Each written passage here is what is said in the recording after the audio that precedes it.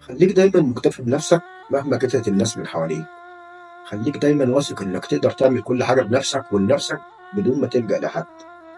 خليك دايما عارف ان لو الدنيا ضاقت بيك وما لقيتش حد جنبك، فربنا اللي خلق دي هو الوحيد اللي هيخرجك منه. احيانا ممكن الخوف من انك ما تعرفش تعمل الحاجة بنفسك يخليك تتمسك بحاجات بتأذيك، لانك حاسس انك هتتوه لوحدك. بس الحقيقة لا، انك تقدر تعمل كل حاجة وتوكلك على الله واعتمادك عليه، مفيش حاجة هتصعب عليك ابدا. فبدل من ان يسمح بك الشيطان ويصور لك فقرا لم يأت وضياعا ليس قدرك ومصيبة لم تذكر في كتابك، ابعث له من نعم الله عليك حمدا تكيد به وشكرا يحرق وسوسته، ليعلم أنك متحصن بمحراب الرضا.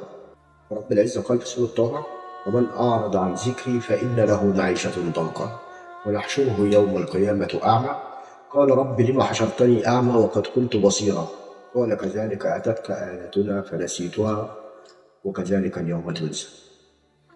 سنلتقي إن كان في اليوم البقية. السلام عليكم ورحمة الله وبركاته.